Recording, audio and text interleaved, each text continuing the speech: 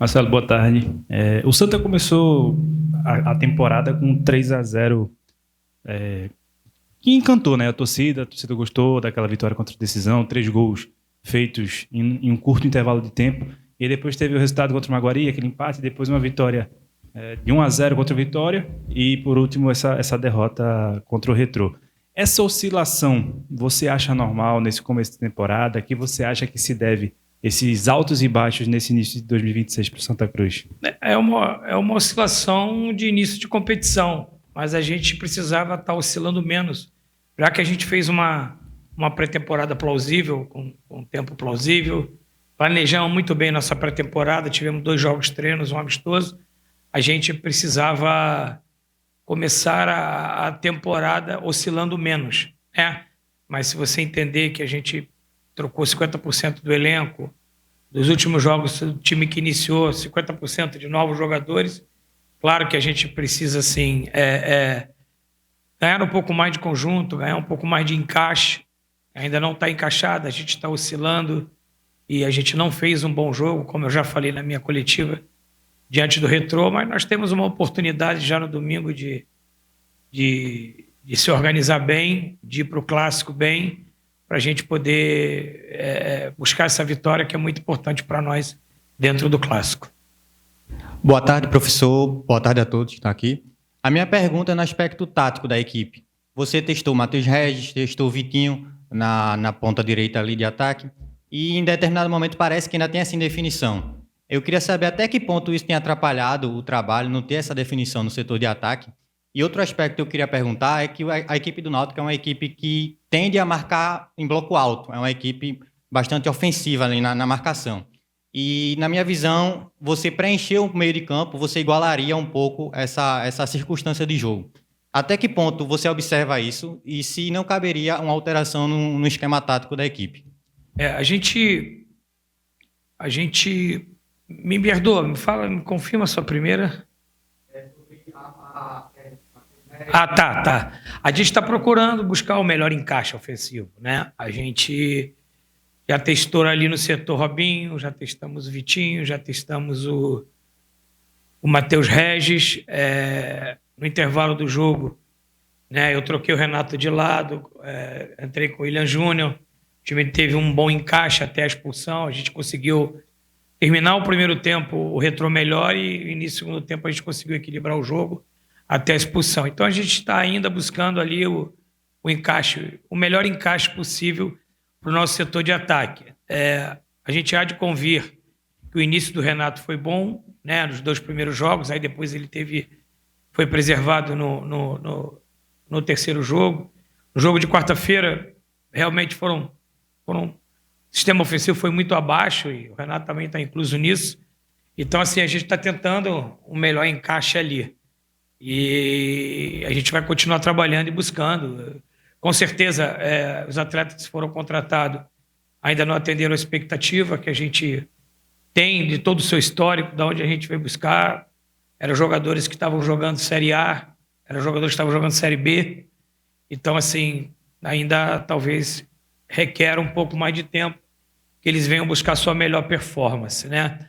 A questão da análise, o estudo do Náutico, a gente já tem observado, né, as virtudes do Náutico, as suas vulnerabilidades dentro do jogo, e a gente vai tentar estudar tudo e se programar para que a gente possa fazer um bom jogo, né? A questão da mudança tática, a gente tem, como lhe falei no dia de ontem, reunimos, sentamos, analisamos o que a gente pode levar de melhor para esse jogo, para que a gente possa voltar a vencer na competição.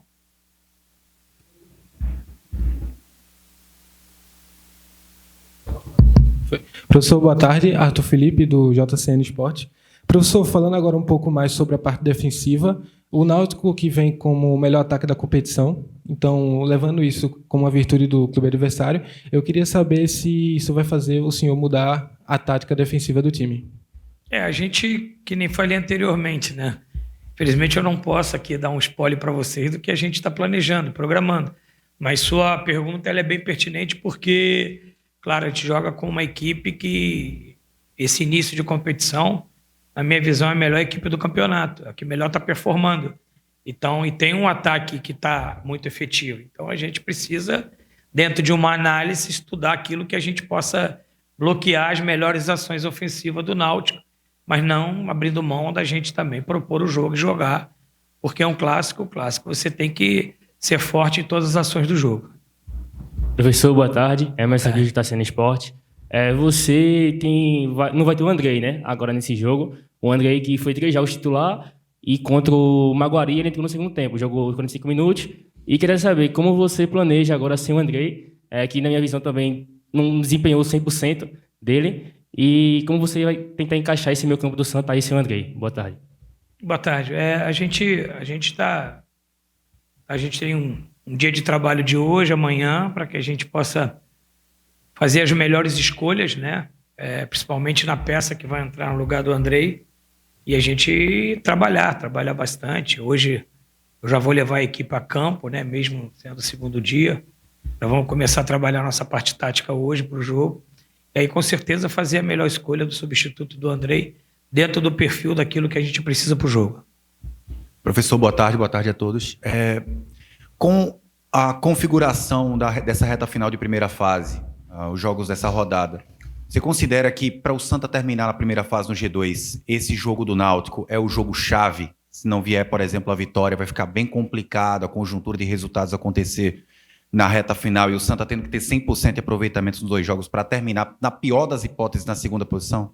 Sim, é um jogo fundamental para nós, para a pretensão de terminar no G2, né? É um confronto direto, um clássico, e a gente sabe da importância que tem esse jogo para a nossa continuidade na competição, pleiteando aí ficar entre os 2 para que a gente vá direto para o quadrangular. Então, o clássico por si só já é importante, já tem um peso especial dentro da competição e além do mais para a gente, que a gente tem o objetivo de não deixar o pelotão da frente escapar muito da gente.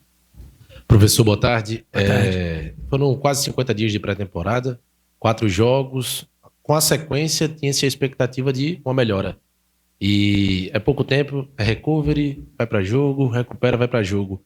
Como falar para o torcedor, que vai lhe escutar agora, ter a confiança no time que, com intervalo de 3 dias, tendo recuperação, pouco tempo de campo, vai ter um Santa Cruz contra a cara com um intervalo de tempo tão pequeno?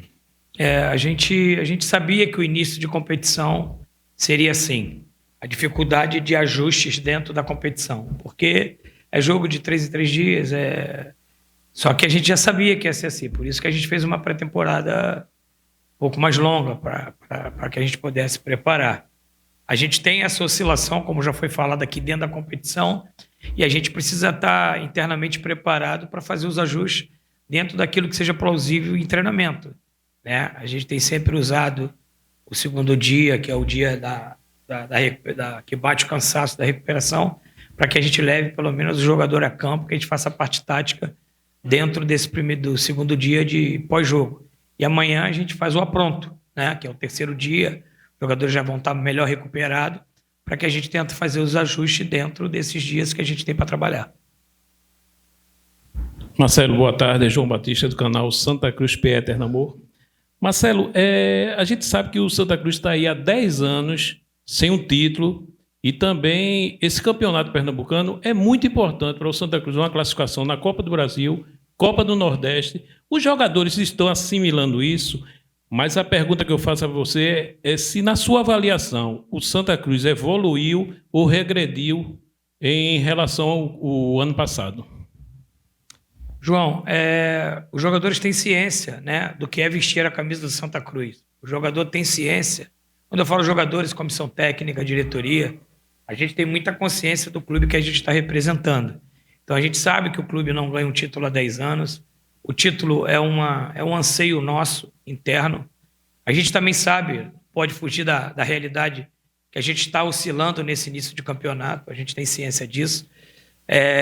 Perdemos um jogo que, como falei anteriormente, era um jogo importantíssimo que a gente pudesse pontuar, para que a gente pudesse brigar nas 2 primeiras posições do campeonato, e a gente precisa continuar trabalhando, corrigindo aquilo que precisa ser corrigido. Algumas coisas não encaixaram, né?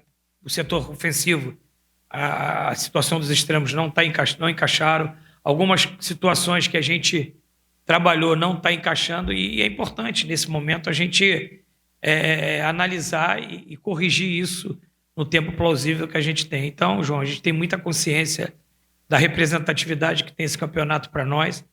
Quero deixar bem claro que nós perdemos um jogo, a gente não foi eliminado do campeonato, nem perdemos o campeonato. Nós estamos dentro de uma competição, se preparando cada vez mais para que a gente possa buscar o nosso objetivo dentro da competição.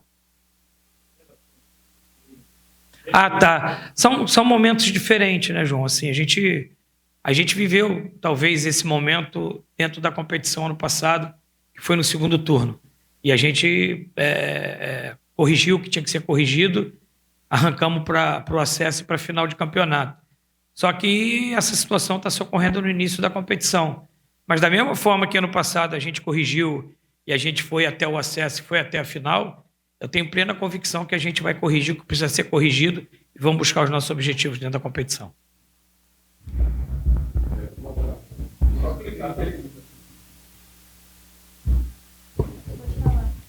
Boa tarde, Marcelo Calva. Boa tarde. Espírito do canal 3 de Fevereiro e também contemplar aqui os colegas.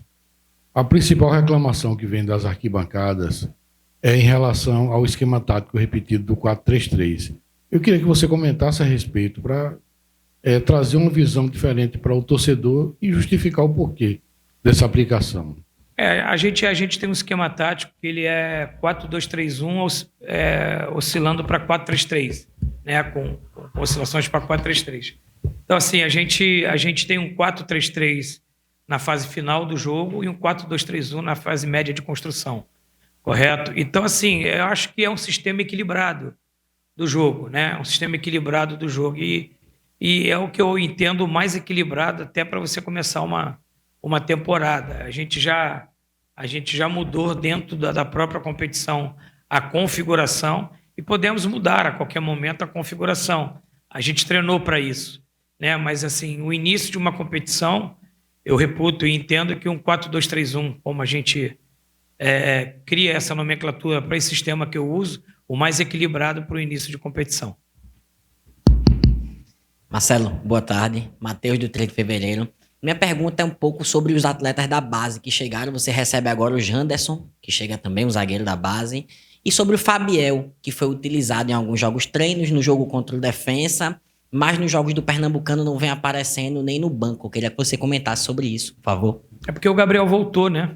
E aí eu tenho 4 volantes. Aí 2 vão para o jogo, 2 ficam no banco. E no início na pré-temporada, nos jogos treino, o Gabriel ainda estava na situação de um fortalecimento muscular, de um trabalho mais pautado de um fortalecimento. E aí o Fabiel teve as oportunidades. Mas é um jogador que vem treinando, vem evoluindo, vem crescendo, como todos os outros da base. Hoje a gente tem 7 jogadores da base dentro do elenco. E como no jogo retrasado a gente usou, né, o Viniora, que entrou no jogo, a gente já usou o Rian e a gente vem usando, na medida do possível, os jogadores da base que vem treinando muito bem.